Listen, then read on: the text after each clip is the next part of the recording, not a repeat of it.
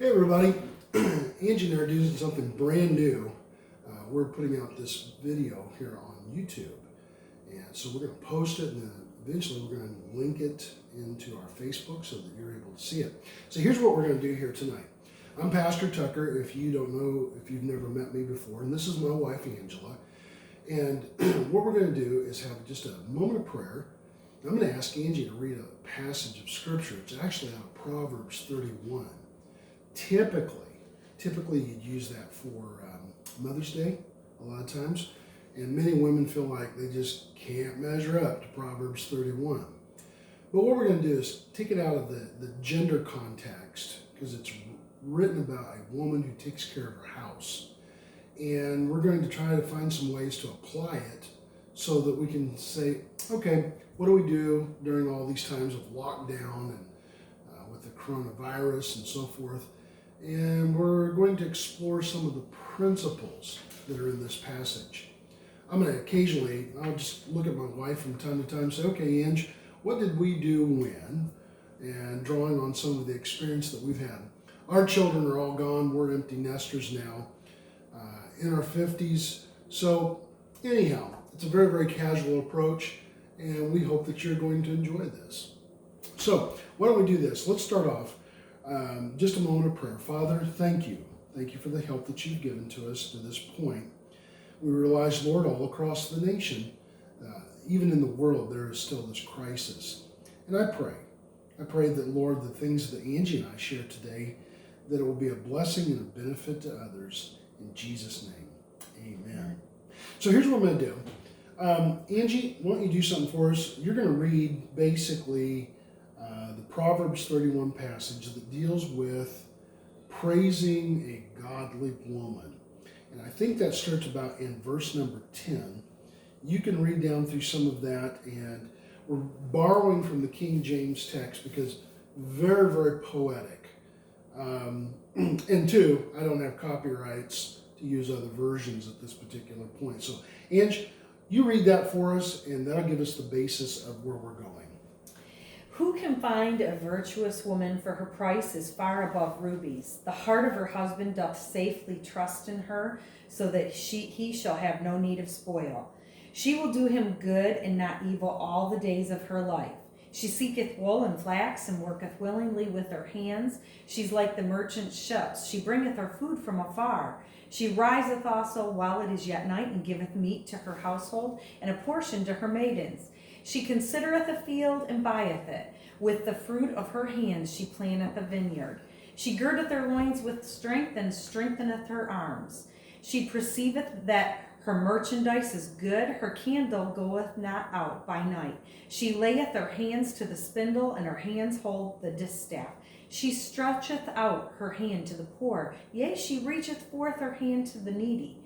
She's not afraid of the snow for her household, for all of her household are clothed with scarlet. She maketh herself coverings of tapestry, her clothing is silk and purple. Her husband is known in the gates, when he sitteth among the elders of the land. She maketh fine linen, and selleth it, and delivereth girdles unto the merchant. Strength and honor are her clothing, and she shall rejoice in time to come. She openeth her mouth with wisdom, and in her tongue is the law of kindness. She looketh well to the ways of her household, and eateth not the bread of idleness. Her children arise up and call her blessed, her husband also, and he praiseth her. Many daughters have done virtuously, but thou excellentest of them all. Favor is deceitful, and beauty is vain, but a woman that feareth the Lord, she shall be praised. Give her the fruit of her hands, and let her own works praise her in the gates. Okay, thanks, Ange, for reading that for us. So, Angie, I know that several years ago, you were asked to speak at a convention to several youth. And one of the things that you used was this very scripture about a woman's price that's far above rubies. Can you remember, just to do a little recap on that, what did you find out? What is a ruby worth compared to a diamond? A ruby's value is far more beyond the price of a diamond. It's pearls, and yeah, You remember how much it was about? No. What, 30 times? I don't know. Actually, I do remember No, that. I'm glad you do. That's at least what you told us at I'm that glad particular you time. remember. All right. So, one of the things, Ange, what would we consider all through the years to be the most precious thing in our house? Our children. Okay. Why is that? And each other. Because the things in your household can be replaced. It might be an inconvenience, but the things in your household can be replaced, and your family, it would be the most precious possessions. Okay. So probably during this particular time, when people are faced with so many uncertainties, it would be good for us to look at others and say, you know what, value your loved ones. Yes. What do you think? That would be, I think, checking in on them and just making sure they're okay, and making sure that if there's any needs that you might be able to help them out. Okay, all right. Well, verse 11 there said the heart of her husband safely trusts in her. I know through the years, one of the things that you have done with our home is you've made it a place of safety, and we've created a place of trust. What are some of the things that you have done to create that atmosphere for us? Well, I guess we could talk about as far as like the all of the information that's really flying at us, as far as the virus going around right now. That's the topic on everybody's mind and the first thoughts. And what I would do as a mom is definitely monitor how much of the outside is coming on the inside. That's a good point. Just making sure that your news. It's good to be updated. It's good to keep updated and be educated of things that are coming in. But a constant diet. In order to keep safety, it's not just within the home, but I'd want to keep them healthy. And so health isn't just your physical, it's your mental and emotional. And I think the biggest thing right now is that we ourselves have to guide, be careful of your emotional health and your mental health. Taking too much in of the negative creates panic and creates anxieties. And so educate yourself, be a part of it, but then shut it all off and put on different music. Put on something that's happy. I was listening to Christmas music today. I know you are. Yeah, Angie's going around town today, picking up supplies for people, opens up the windows, puts on Christmas music, but she wouldn't have had to have that suggestion because she would do that in the middle of July. She would do it next August, just because that's what Angie does. Okay. All right, so verse 12, she will do him good, not evil, all the days of her life. Now, I know what you've done for me over the years in our marriage, and we've been married, you say 33, I say 34, but that's okay. Well, right now, this week's been a long year, so I don't even know how long we've been married now. It seems like, a long time. Well, this week has been a long year, hasn't Yeah. it? So, all right. So she does him good and not harm. There's something about, there's an idea here, there's a principle that's coming through, and that is that the family members complement one another. They're not at odds. They're not full of tension. Proverbs 31, I don't think the Bible is trying to describe a perfect, flawless home. No. I don't think that's the idea it wants to have come through. But what it does is, here's a home that's well managed. And when threats or just difficult things are threatening that home, then all of a sudden, the husband and the wife together, they come together and they complement each other. I know one of the things I learned in counseling, in studying counseling, is the word management. The word management is an old French word, and it was an agricultural term. It meant to pull together in the same direction. And I think this is what's really happening here. the husband and wife, along with the children, there's such an atmosphere in the home that it's managed. Mm-hmm. You're pulling together in the same direction. Right. So, okay, like verse 13, verse 14 in Proverbs 31, she talks about she seeks out wool and flax. She works with them. She's entrepreneurial. In other words, even in verse 14, she's just like the merchant's ships, and she brings her food from afar. She works willingly to bring new and good things into the home. Right. Okay. So but I think with what you're saying is, you said in the beginning that we were bringing the principles and not keeping it just with the woman. And in this area that we're in right now, with men and women all of a sudden being put into the home, and a lot of men and women don't have to spend this many hours together. So if we're looking at it, I think that what we can say is they both are working willingly. It's going to take both of them to work really willingly together, and be able to, maybe you have one designated person that is going out for supplies for groceries. It could be the wife, it could be the husband. Maybe keeping the house straightened around, it could be either one. So this I think with the principle of it is that it's not just her right now. It has to be both. It has to be both. Okay. Well, another point here is they're being very, very creative. And right now, because a lot of moms and dads both work, but if you have one spouse at this point that, either they have to go out there because they're the frontline people, whether it's a nurse or a public utility worker or law enforcement or something like that, or cashiers. These people have to go out, but then you have that whole dynamic of people who have just been laid off. Yeah. And now, husband and wife, they're spending 24/7 together. Very, very few places to go. And then on top of it, they're homeschooling children that they may not be accustomed to doing. So is there a way here to kind of divvy this up? You said like designating one person to go out, get the groceries or whatever they have to do. And that might change from day to day. It might.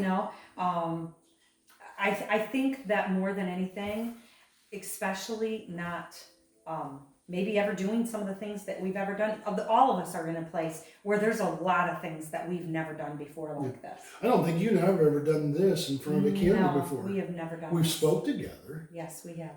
Which is very risky because people like your speaking ability better than mine, then I'm afraid they'll call you and not me. And so that's why I don't let you do it quite as much. Okay, so moving on. Here we are, verse 15.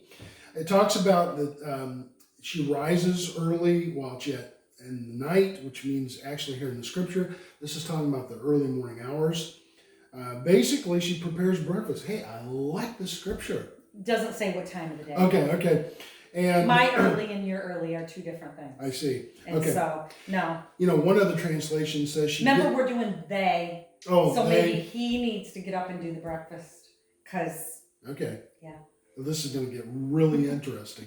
So one other version says it like this. She gets up before dawn to prepare breakfast for her household and plan the day's work for her servant girls. I think right now, during this time when families are forced together, kids aren't going to school, the parents aren't going off to the job, have a plan. Don't waste the time. Everybody sitting on the couch together. Some of the things that you and I are going to do, such as, even though we don't have children, and I already work out of the church, out of the home to begin with, we're using this time, we're going to spring clean the house. Sounds good. Take one room at a time, you know. There's things in my office, I'm going to weed out files and just maybe even, I'm just going to do some of those things. Well, I think more than anything, it's plan.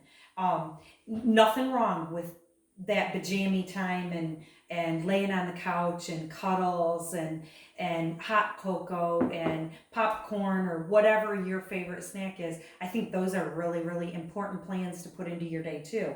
But at the end of this, I think that if you get up with a plan, and every day, I think more than anything is whatever you do, don't get on the internet and follow someone that's been, say, homeschooling or has been a stay-at-home mom, and now all of a sudden you're home. You've never homeschooled and you've never been a stay-at-home mom. Don't compare yourself. You don't have to be like them. You can glean off of them, but you might be better than them in some things because you come at it from a totally different way. And so I think more than anything is don't compare yourself right now in the midst of a crisis hour with perfection. I think the thing that's kind of neat on the internet right now is that normally we've seen all these selfies and all these home pictures and everything looks so perfect. And for the first time, I feel like people have let that curtain down and just shown real life pictures, which we all know what real life pictures are. People doing videos and a cat climbing on in the background. One mom trying to dress up for work and do video from work, and a kid dressed as Superman on the table behind her crouched. You know, you can't depend. So it's kind of like, just be you and let it be you. Make a plan. And if the plans change for the day, don't feel disappointed and so much that it couldn't have changed. Just be flexible. But I think that's a good way to look at it. Okay. All right. Well, you kind of blended into that a little bit. So let's look at verse 16. It talks about considering a field, buying it, and planting a vineyard. Now, most of us are not going to go out right now and buy fields and plant vineyards. But I know that this talks about creativity. What if we talk about these fields and vineyards and liken them to the homeschooling? Because in essence, if we are teaching our children, it's like planting a field and it's like planting a vineyard, because eventually it's going to produce what we've invested into their lives. And right now is not a time to let your children's education go. You've depended upon a school wherever you sent your child, but they can't do that right now. You probably have their textbooks. Read with your children. Do basic math with your children, unless they're older. I couldn't do trigonometry, but I know one thing, there's a lot of things on the internet to be able to help us in those areas. The internet has exploded with options to be able to help our kids. Right. And Angie, give me a little idea. Tell me how, when we were homeschooling, how did you start your day? Did you let the kids stay in bed? No, I didn't let them stay in bed because now you could have a pajama day and that's fun. And maybe you'll choose to let them all be pajama days. My schooling went in a cycle where I tried to make it very structured, and just let the kids have a learning space. That might be the kitchen table. That might be, a certain desk. That I don't know whatever you have available. But I think planning out some things. Number one, you probably all the teacher, as far as for every single subject, think about their subject maybe that they're struggling in. Okay. Or for sure, math and reading. And I would say more than anything, read to your children, let them read to you, increase that. There's certain things that you're going to make it far more exciting than their teachers. Okay. And so, yeah, I think it's finding that fine line, not feeling like you have to be perfect, not feeling like you have to be like the mom next door or the mom online, Facebook. So just find it. Well, you definitely kept structure, because I remember you'd have the children, they would get up, make their beds, get dressed, have breakfast. I did. And we had designated areas for homeschooling. We did. Yeah. So there was a lot of structure there.